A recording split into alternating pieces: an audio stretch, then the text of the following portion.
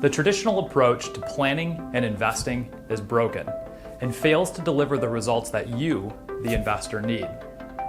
Every firm says that they offer personalized financial planning and custom investment solutions. Yet regardless of what they say, whether it's an online robo-advisor, a large national firm, or even an independent registered investment advisor, they all follow the same traditional, flawed, and obsolete investment framework, where all roads lead back to risk scores and model portfolios. LifeWorks sees three fatal flaws to the industry's traditional investment management framework. The first, risk scores. The second, model portfolios. And the third, a focus on objectives that are not what you, the investor, need. So let's look at the first flaw in the traditional approach to investment management, namely risk scores. Investor classifications like conservative, balanced, aggressive, moderately conservative, are all fatally flawed. They're based on ever-changing emotions and arbitrary classifications, and they fail to deliver any meaningful and relevant information that you as the investor need to make an informed decision. Consider this analogy. You're not feeling well for a while, so you book an appointment with your doctor. You go to the doctor and the doctor says, let's run some tests or some assessments to try and figure out what's going on. The doctor does these tests and comes back and says to you, I have bad news. You have cancer. Now just imagine for a moment that the next question your doctor asks you is this: how do you feel about chemotherapy and radiation? And how much chemotherapy and radiation do you want to have? The logical response that all of us would probably have would be something like this: I don't want to have any chemotherapy and radiation. I don't want to have cancer. And if I have to have this, I want the least amount of poison possible to cure me of the disease. But it's not likely that a doctor would ever approach this situation this way.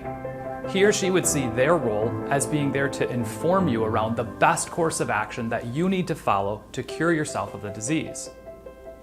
Yet every time a financial advisor or a firm asks you to take a risk tolerance questionnaire or go through some type of risk scoring assessment, what they're essentially asking you is how much chemotherapy and radiation do you want? They're not providing you with meaningful and relevant information.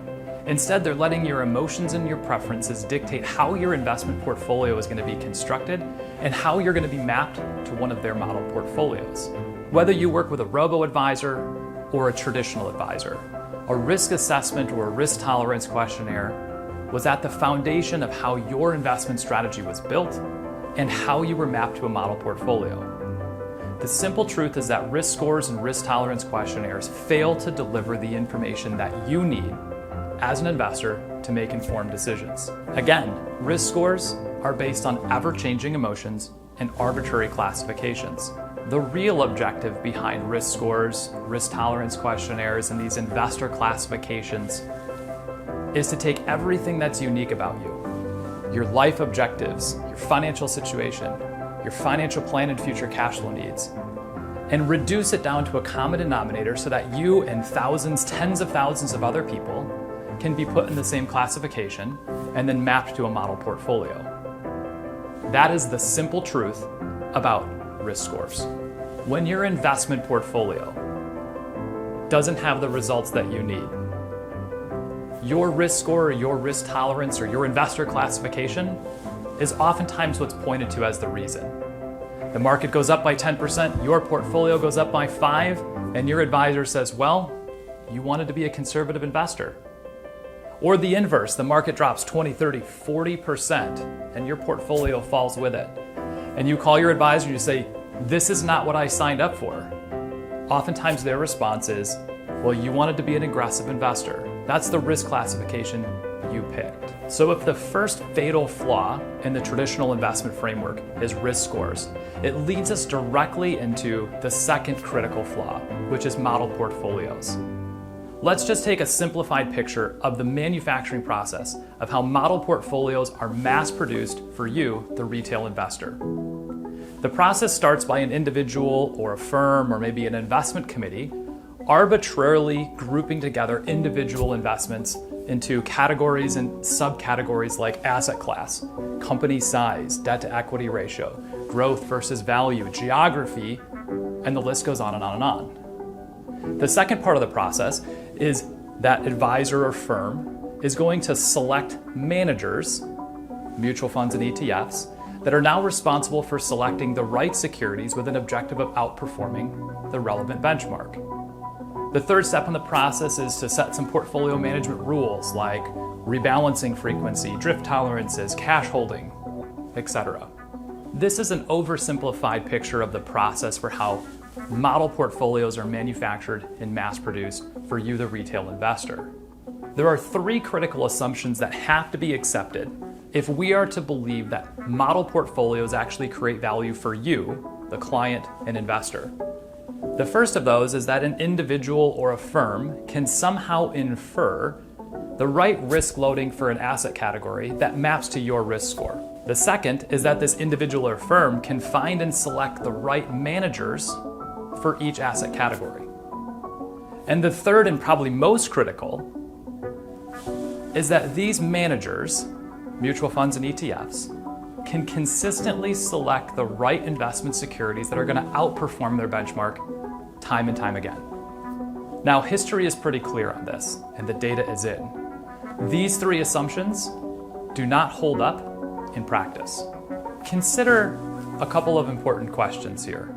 The first, where in this process of mass-produced model portfolios do your unique needs, objectives, and financial picture come into play? The second question that I want you to consider, what are the incentives and objectives that drive the individuals and firms that are creating model portfolios? And the third question is this, what is the possibility, the likelihood, that the incentives and objectives of the people who built these model portfolios and the managers who are running the funds that have been selected, what's the likelihood that their incentives and objectives actually align with yours? I would submit that the model portfolio's official and probably true objective is to outperform their benchmark over a period of time. However, the unofficial objective of a model portfolio is to take your unique profile, your goals, your objectives, your financial plan, and standardize it down into a common classification along with thousands and tens of thousands of other investors so that you can be mapped to a one-size-fits-all model portfolio, and your advisor, their firm, and the entire financial industry can have a scalable business model. The third flaw in the industry's traditional approach to investment management is that it often focuses on the wrong objectives for you, the client, and investor. Consider this quote from Robert C. Merton, a Nobel laureate in economics and also a professor at the MIT Sloan School of Management. Investment values and asset volatility are simply the wrong measures if your goal is to obtain a particular future income. Yet the overwhelming majority of firms use arbitrary benchmarks and historical returns as their measures. For most investors, their primary objective should be to have a dynamic investment strategy that focuses on their most meaningful and important goal, achieving their financial plan and living the life they want. These three significant flaws with the industry's traditional investment framework, risk scores, model portfolios, and a focus on objectives that's oftentimes contrary to what you, the client and investor, need, clearly show us that the traditional approach to investment management is flawed and functionally obsolete.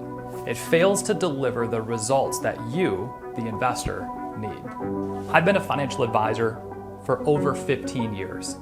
And in that time, I've seen hundreds, thousands of examples where risk scores and model portfolios failed to deliver the results that clients needed. Knowing that the traditional approach to investment management was failing to deliver what clients really need, we set out to build the future of advice, a revolutionary, innovative investment framework that delivers dynamic, hyper-personalized investment strategies that are optimized for the right benchmark, achieving your financial plan. Our industry revolutionizing investment framework is built on three key pillars. The first is a liability-driven investment framework. Now, when you hear the word liability, you might be thinking debt, but hang on a second. Pension funds, corporations, and insurance companies have been using liability-driven investment strategies for years. The core function of a liability-driven investment methodology is this. It's taking future cash flow needs, the liabilities, and mapping it directly to the right investment that has the right risk loading. For a pension fund, this would mean calculating all of the future years of benefits that they owe the participants, and then investing in the right assets that have the highest probability of paying out the benefit when needed. One of the main objectives of this methodology is to effectively hedge against the unforeseen risks that might prevent the pension fund from paying out the income benefits when needed. Now you might be wondering, Ron, what does a liability-driven investment methodology for a pension fund have to do with me, the individual investor? Great question. Your liabilities would be the future cash flows that are needed to support your financial plan. Just like the pension fund that's matching the right investment to when they need to pay out an income benefit. Our liability-driven investment methodology uses your financial plan, your unique goals and objectives, to construct a hyper-personalized investment portfolio, and it's how we manage risks for you. The second key pillar of our revolutionary and innovative investment methodology is efficient and disciplined factor investing strategies. This provides our clients with hyper-personalized portfolios that allocate their investments based on scientific risk factors instead of arbitrary categories or asset classes. It also eliminates the unnecessary expenses of active money managers, think mutual funds and ETFs. It provides total customization of your investment portfolio, both to align with your financial plan and your unique values. As an example, if you wanted to exclude a stock or an industry or a sector of companies based off of religious preferences or environmental preferences or social or governance or other values that are key to you, our factor-based investing framework allows you to do just that. And lastly, it provides for complete control over the taxes and tax planning opportunities inside of your account. If you own a mutual fund or an ETF, you have gotten a 1099 in the past with dividends and capital gains and what they call flow-through income, even if you didn't sell anything in your account. When you own the individual securities, when you own the individual equities in your account, you have complete control of the tax consequences that go with your investment decisions. And the third pillar of our investment framework is smart beta. This is an approach that uses quantitative techniques to provide true diversification that's superior to market cap weighted indexes and benchmarks. The traditional approach to investment management used by the overwhelming majority of firms in our industry is flawed and functionally obsolete. It relies on risk scores, model portfolios, and oftentimes focuses the objective on things that are contrary to what you, the client, need. This traditional framework focuses on arbitrary benchmarks and historical returns, instead of focusing on the one benchmark that matters, the right benchmark, your financial plan. Consider one more quote from Robert C. Merton. Investment decisions are now focused on the value of the funds, the returns on investment they deliver, and how volatile those returns are. Yet the primary concern of the saver remains what it always has been. Will I have sufficient income in retirement to live comfortably? Clearly, the risk and return variables that now drive investment decisions are not being measured in units that correspond to savers' retirement goals and their likelihood of meeting them. Thus, it cannot be said that savers' funds are being well managed. At LifeWorks, we built our revolutionary and innovative investment framework to focus on the one objective that matters: achieving your financial plan and living the life you want.